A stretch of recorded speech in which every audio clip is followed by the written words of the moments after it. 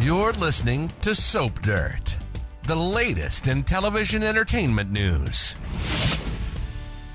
Hey there, Y&R fans. It's Belinda from Soap Dirt, and I have got your early weekly spoilers for the week of Monday, April 8th through Friday, April 12th. There is big stuff coming on with Tucker and Audra and Ashley, and we've got some stuff with Harrison Locke Abbott. We've got huge stuff with Nikki and Victor, and maybe some little after effects of the firing with Heather and Lily and Daniel. We'll see how all that goes. But if you haven't, please reach down and click subscribe so you don't miss any of our updates.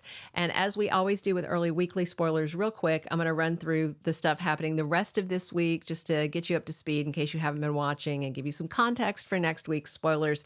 So let's dive right in with action for Wednesday, April 3rd. Nikki's hanging out with Jack at Society, looks like, and she gets a drink sent over from a mystery man. It's a triple vodka, top shelf, which is a very classy thing to do, except it's sent from Jordan in her cross-dressing disguise as a man. And I will say, I think Nikki could look her dead in the eye and wouldn't recognize her, because with the beard, the facial hair, and the thick Judd Hirsch glasses, it's like just a whole thing where she's unrecognizable. And kudos to the makeup department and everybody for doing that impressive work. So because the drink reportedly came from a man who's now gone from the bar, Nikki jumps to the conclusion that it is an accomplice and it is Jordan herself. So big stuff happening. Tucker proposes to Audra on Wednesday. He knows she's upset about not getting to go to Paris, and so he rents out the jazz lounge, and he's got like a very Parisian sort of setup. And then he absolutely stuns her when he pops open a ring box and asks her to marry him. He wants to keep her. He talks about how much he loves her, and this is the next big step, he thinks. Meanwhile, Jack and Tracy talk about Ashley. Tracy is very concerned. Jack is not concerned. Despite what Tucker said, Jack is still on, oh, Ashley's just off doing her thing, and it's crazy that he isn't taking this more seriously. But I think he's about to have to, because Ashley stayed out all night with no explanation. She shows up at home and admits to Tracy she wound up at this motel. She doesn't know how she got there. And Tracy thinks somebody might have drugged her. And of course, they're thinking, oh, Tucker's done this. But Ashley is like, no, I'm not drugged. This keeps happening to me. But then she makes Tracy pinky promise not to tell Jack, because one of Ashley's alters wakes up and realizes, oh, we have to cover or we might end up in therapy and then we're going to all be gone. So these alters seem to have a keen sense of self-preservation. Jack thinks they should mind their business, but Tracy is not going to drop this. And Devon talks about how he'd like Billy to be gone from Chancellor Winters, but Lily defends his presence and thinks that Jill's son does have a place there with them. Thursday, April 4th, Nikki is really struggling with temptation. The spoilers say she can't deal with it, so it sounds like she might take a drink. We'll see. Hopefully she'll call Jack and get to a meeting, but she might be back on the bottle by Thursday. Meanwhile, Lily argues with Devon, and this is more of the conversation about Billy at Chancellor Winters. I don't know if Devon is going to say maybe you have a soft spot because you used to have a romance, stuff like that. We'll see how it goes. But there's no way Jill's going to let them get rid of Billy. So Devon is kind of barking up the wrong tree. Meanwhile, Audra questions Tucker's motives. She wants to know why he proposed, and I do wonder if she's going to say yes or if we're going to be left hanging until the week of April 8th to find out her answer. We'll see how that goes. I'm kind of excited about the proposal, but I think it's going to really upset some other people. Friday, April 5th, we have got Billy making a promise to Chelsea Lawson. I'm guessing it's more about being there for her and Connor. And Nick Newman reconnects with Lily. I am so interested in seeing this scene because of this spoiler. It's like, okay, are they going some kind of place with these two? I mean, they're both gorgeous. He's a little too old for her, but so was Kane, and that didn't slow them up at all. So we'll see. And Adam is doing his freak out fatherly concern, worried about Connor, and Sally is there for him. She comforts him and she makes sure he remains on the right path. That takes takes us into the 2-week spoilers for April 8th through 12th. On the 12th, Friday the 12th, we've got a new Harrison Locke Abbott. He's still Harrison Locke, like I think on IMDb, but realistically, he's Harrison Abbott. I don't know when we're going to do the formal name change. So we have an actor swap from Kellen Enriquez to Redding Munsell, and the kids are the same age, so they're not doing a source or anything, if you're curious about that. And I just wonder if since he's on the 12th, if he's going to be part of the Jordan comeback storyline. We'll see. I'll tell you about that in a second. So Ashley is not going to take the news well at all that Tucker proposed to Audra, even if Audra said no, but she might say yes. I mean, she has been wanting him to commit, and the ring is a big commitment. Looks like a very nice ring. Either way, Ashley's going to not handle it well.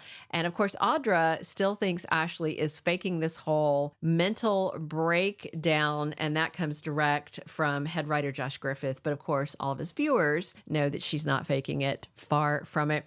So Thursday, the 11th and 12th are when we see Jordan's next big move, heading towards her explosive end game before she leaves Y&R.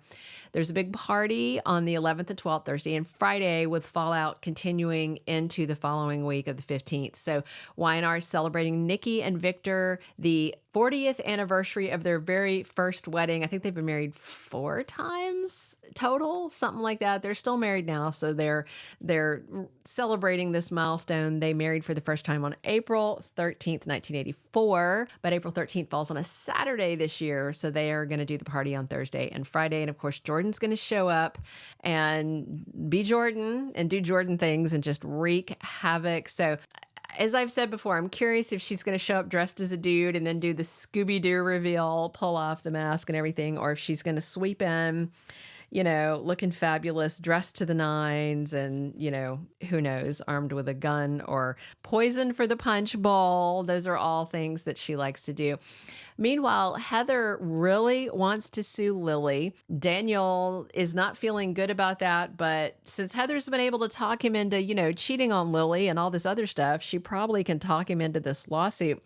It's less about Heather's job and more about Daniel and the intellectual property of the game Omega Sphere. The thing is, he had an idea, but he did not have the wherewithal, the funds, or anything to develop his concept into a game.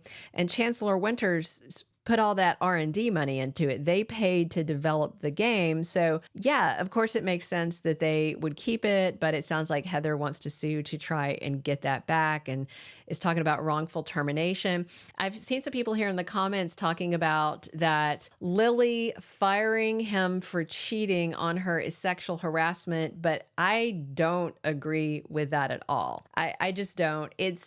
Generally a sexual harassment firing is when someone in a power position is pressuring you to have sex, but that wasn't the nature of that power exchange at all. And an employer can't be expected to have disloyal, lying, betraying people working for them. We'll see how it goes.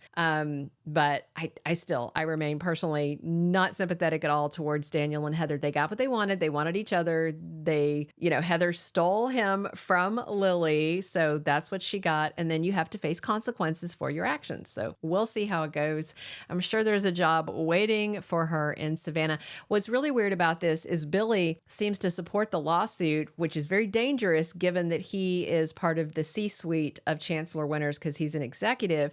And I don't know if Jill is going to like Billy supporting that lawsuit because she has always been very strongly Team Lily, but we'll see how it goes. And I just want to address one more thing, and I'll give you a final and firm answer on this during the full weekly spoilers update later in the week. But Monday the 8th, there is the big eclipse. It is happening all across the country. I know that ABC is preempting General Hospital on the East Coast for the coverage.